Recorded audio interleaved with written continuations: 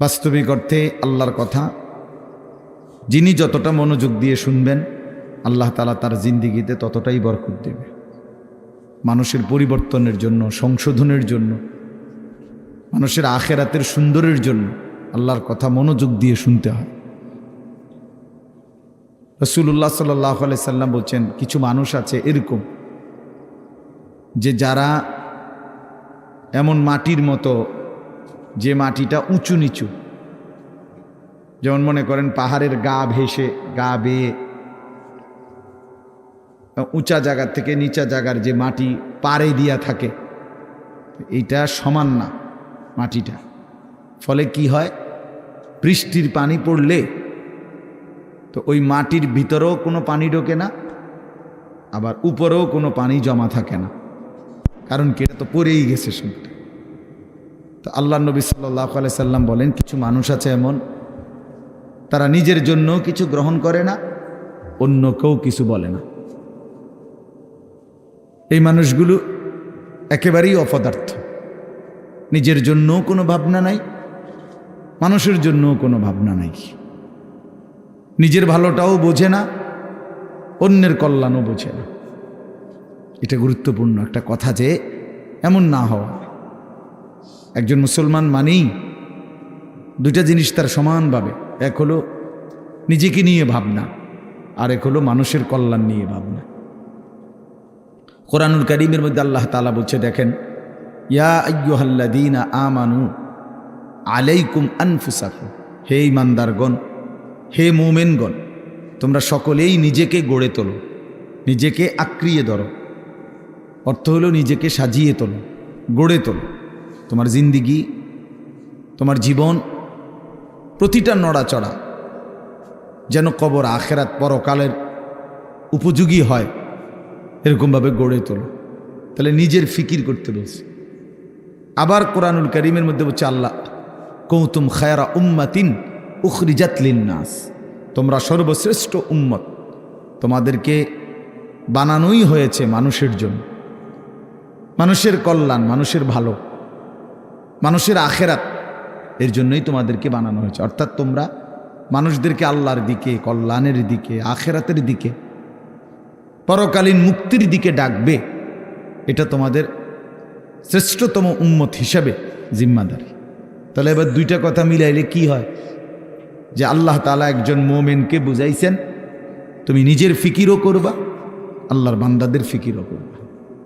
এমন না হওয়া যে মানুষের ফিকির করতে গিয়ে, সংসারের বউ বাচ্চার ফিকির করতে গিয়ে, অথবা এলাকার মানুষের সেবা করতে গিয়ে নিজের নামাজ, নিজের আখেরাত, নিজের হালাল হারামের পার্থক্য সব ভুলে গেছে।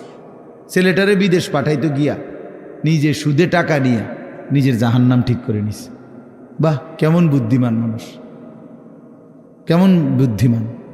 চিন্তা করে দেখেন, এটা হইল নি কিছু। দোকানদারি করতে করতে সংসারের খরচ মিলাইতে গিয়া এক ওয়াক্ত নামাজ পড়ারও সময় পাই নাই নিজের। এর কি ধরনের বেওকুফ লোক, যে অন্যের উপকার করতে গিয়ে নিজের বউ বাচ্চাই হোক না, তো তাই বলে কি নামাজ, নিজের ফিকির বাদ দিয়ে লাইতে হইবে? এই আমি অনেক সময় বলি, অনেক জায়গায় ছেলেপেলেরা আছে, মাহফিলের আয়োজন করলো। এখন তুমি ভাই মানুষের আল্লাহর কথা শুনবে, আয়োজন করলা, কিন্তু মাহফিলের ব্যস্ততা খুব ছিল, এই কারণে তুমি আসর নামাজ, মাগরিব, এশা পড়তে পারে নাই। কেন? ব্যস্ত ছিল। হইল কথা, তুমি এটা কি বললা? তাইলে এই যে একটা মানসিকতা আমাদের মধ্যে, এটা একেবারেই ভুল ধারণা, ভুল ধারণা। মেহমান আসবে, এজন্য মহিলা এই পরিমাণ রান্দার আনতেছে, জোহরের ওয়াক্ত শেষ, জোহরের ওয়াক্ত শেষ, আসরের টাইম হয়ে গেছে, এখনো করলা ভাজি বাকি, এখনো ডাইল নামাইছে না। আশ্চর্য! মানে নিজেকে ভুলে, নিজের আখেরাতকে বরবাদ করে মানুষের কল্যাণ, মানুষের সেবা, এটা কশ্চিনকালেও ইসলাম বলে নাই। ইয়া আইয়ুহাল্লাযীনা আমানু কু আনফুসাকুম ওয়া আহলিকুম নারা, আল্লাহ তাআলা বলেন, হে ঈমানদারগণ, তোমরা সকলেই নিজেকে এবং পরিবারের সদস্যদেরকে জাহান্নামের আগুন থেকে বাঁচাও। তাহলে নিজেকে বাঁচাও, এবং পরিবারের সদস্যদেরকে বাঁচাও। তাহলে নিজেকে বাদ দিয়া বলছে, কি বলে, নিজেকে বাদ দিয়া বলছে। তাইলে বেচারা অটো চালায়, সিএনজি চালায়, দোকানদারি করে, এই ব্যস্ততায় সারাদিন মিলাইয়া 500-600 টাকা, 1000 খানিক টাকা মিলাইতে গিয়ে এক ওয়াক্ত নামাজ পড়েন। কেন এত কষ্ট করেন? বউ বাচ্চার জন্য। আরে বেওকুফ, তো নিজেরে বললে কেন? নিজেরে বললেন কেন? এই জন্য আল্লাহ তাআলা কোরআনুল কারীমের মধ্যে বলছে মুমিন উভয়টার মধ্যে সমন্বয় করবে। ইল্লাল্লাযীনা আমানু ওয়া আমিলুস সালিহাত। আল্লাহ তাআলা বলেন যে ব্যক্তি পূর্ণ ঈমানদার হলো, মানে নিজেকে পূর্ণ ঈমানওয়ালা বানাইলো, ওয়া আমিলুস সালিহাত, এবং সমস্ত নেক আমল করলো, এরপরে ওয়াতাওয়াসাউ বিল হক, অন্যকে ঈমানের দাওয়াত দিল, ওয়াতাওয়াসাউ বিস সবর, এবং অন্যকে নেক আমলের দাওয়াত দিল। তাহলে প্রথমত নিজের ঈমান ঠিক করলো, নিজের নেক আমল ঠিক করলো। তৃতীয়ত হলো অন্যকে ঈমানের দাওয়াত দিল, অন্যকে নেক আমলের দাওয়াত দিল।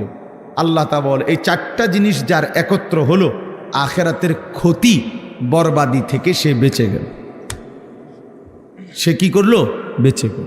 তাহলে নিজেকে বাদ দিয়ে, কথা বলেন না, নিজেকে বাদ দিয়ে, এই কথাটা জরুরি, এই কথাটা জরুরি। আমার একদিন একজনে বলতেছে যে হুজুর আপনারা যেরকম নামাজ রোজা করে ভালো কাজ করেন, আমরাও তো মেল মিটিং দেন, দরবার, হ্যাঁ, সর্দারি মাতব্বরি করি, মানুষের লগে মীমাংসা করে দেয়, এটাও তো কত বড় সোয়াবের কাজ। তার মানে উনি বুঝাইতে চাইতেছে আমরা এই সোয়াবের কাম করতাম কারণেই নামাজ পড়তে পারি না। আপনি এত বড় সোয়াবের কাজ করার কারণে উনি নামাজের টাইম। পাগল কোথাকার, এটা হইল কথা?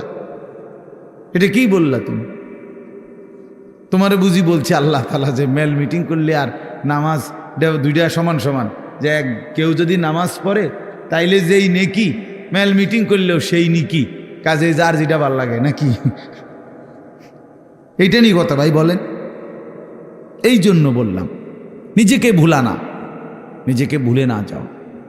ছেলেপেলেরা আপনার নিজেকে ভুলে গেছে, আত্মভোলা হয়ে গেছে। এবং আল্লাহ তাআলার সবচেয়ে বড় অভিশাপ কি? কোনো বান্দার উপরে আল্লাহ তাআলার সবচেয়ে বড় লানত কি? আল্লাহ তাআলা কোনো বান্দার উপরে সবচেয়ে বেশি রাগ করেন, এটা বোঝা যায় কখন? যে আল্লাহ তার উপরে প্রচণ্ড রাগ করছে। এটা কখন বোঝা যায়? যখন আল্লাহ তাআলা কাউকে আত্মভোলা বানিয়ে দেয়। ফাআনসাহুম আনফুসাহুম, মানে একদম সহজ কথা, আপনি বুঝবেন। যখন কোনো ব্যক্তি মুসলমান হওয়ার